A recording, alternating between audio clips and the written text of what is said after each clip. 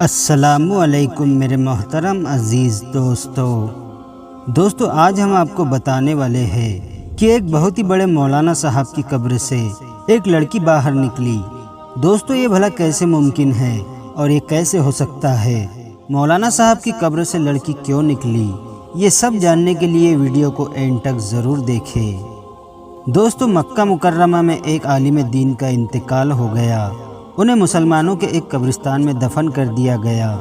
ان کی موت کے چند سالوں بعد ایک اور شخص کا انتقال ہوا، کیونکہ عرب کا دستور ہے کہ جب کوئی قبر پرانی ہو جائے تو اس قبر میں پرانے مردے کی جگہ نئے مردے کو دفن کر دیتے ہیں، اور اس طرح سے کئی مردے ایک قبر میں دفن کیے جاتے ہیں۔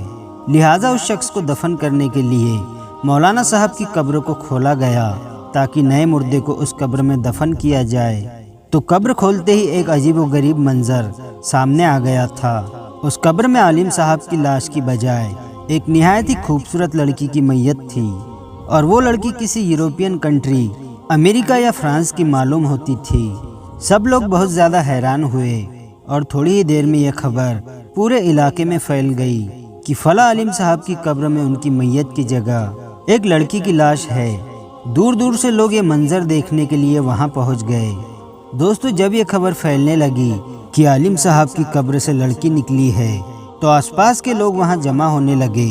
اتفاق سے وہاں فرانس کا ایک مسلمان بھی موجود تھا جو حج کے ارادے سے مکہ معظمہ آیا ہوا تھا۔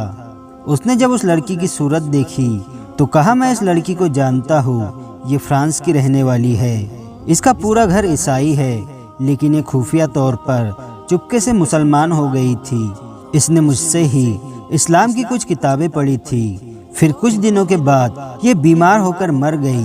اس کے بعد اس کے گھر والوں نے اسے عیسائیوں کے قبرستان میں دفن کر دیا تھا۔ عجیب بات تو یہ ہے کہ اب اس کی لاش مکے میں پہنچ گئی ہے۔ لوگوں نے کہا اس لڑکی کی میت یہاں ہونے کی وجہ یہ ہو سکتی ہے کہ یہ نیک اور مسلمان تھی، لیکن پھر عالم صاحب کی میت کہاں گئی؟ ان کی لاش کا کیا ہوا؟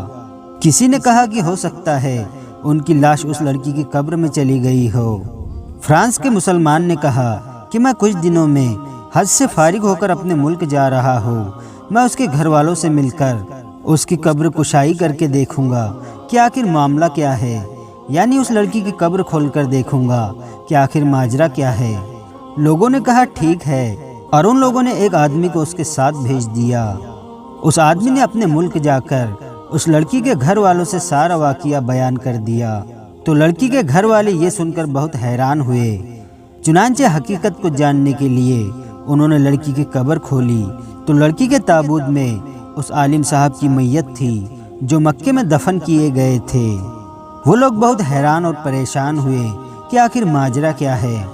جب یہ خبر مکہ معظمہ پہنچی کہ ان عالم صاحب کی لاش عیسائیوں کے قبرستان میں ہے تو لوگوں کو بہت حیرانی ہوئی کہ لڑکی کا مکے میں ہونا اس کے مسلمان ہونے اور نیک ہونے کی وجہ سے ہے، لیکن عالم صاحب سے ایسا کون سا گناہ ہوا تھا جس کی وجہ سے انہیں عیسائیوں کے قبرستان میں پہنچا دیا گیا ہے؟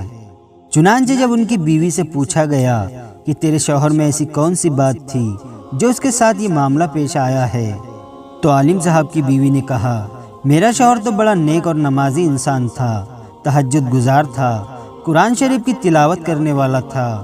لوگوں نے کہا ذرا سوچ کر بتاؤ، آخر کوئی تو بات ہوگی جس کی وجہ سے اتنا سب کچھ ہو گیا۔ بیوی نے بہت غور و فکر کرنے کے بعد کہا، اس کی ایک بات مجھے ہمیشہ کھٹکتی تھی، جب بھی اس پر غسل جنابت واجب ہوتا تھا تو وہ نہانے سے پہلے کہتا تھا کہ عیسائیوں کے مذہب میں یہ بات بہت اچھی ہے کہ ان پر غسل واجب نہیں ہوتا، ہمیں تو سردی میں بھی نہانا پڑتا ہے۔ ہو سکتا ہے اللہ تعالیٰ نے اسے انہی کے درمیان پہنچا دیا ہو جن کے طریقے کو وہ پسند کرتا تھا اور اسلامی طریقہ اسے ٹھیک نہیں لگتا تھا۔ دوستو ہو سکتا ہے لوگ اس واقعے سے اتفاق نہ کریں، لیکن ہم سب کے پیارے آقا حضرت محمد مصطفیٰ صلی اللہ علیہ وسلم کے اس حدیث مبارکہ سے کون انکار کرے گا؟ آپ صلی اللہ علیہ وسلم فرماتے ہیں، جو شخص جس قوم کی مشابہت کرے گا، جس سے محبت کرے گا، وہ انہی میں سے ہوں گا۔ لہٰذا دوستو کچھ بھی بولنے سے پہلے اپنے الفاظ پر مکمل اختیار کرے۔ مولائے کائنات امام علی علیہ السلام فرماتے ہیں، بولنے سے پہلے الفاظ انسان کے غلام ہوتے ہیں، لیکن بولنے کے بعد انسان اپنے الفاظ کا غلام بن جاتا ہے۔ ایک اور مقام پر حضرت علی علیہ السلام فرماتے ہیں، منہ ایک دکان ہے اور زبان اس کا تالا۔ جب زبان کھلتی ہے تو معلوم ہوتا ہے کہ دکان لوہے کی ہے یا سونے کی۔ دوستو، ہو سکتا ہے ہمارے غیر ذمہ دارانہ طریقے سے بولا ہوا ایک لفظ ہمیں کہاں سے کہاں پہنچا دے، لہٰذا ہمیں اور آپ کو اپنی زبان کھولنے سے پہلے یہ سوچ لینا چاہیے کہ میرے یہ جملے کہیں قیامت میں میرے پکڑ کا سبب تو نہیں بنیں گے۔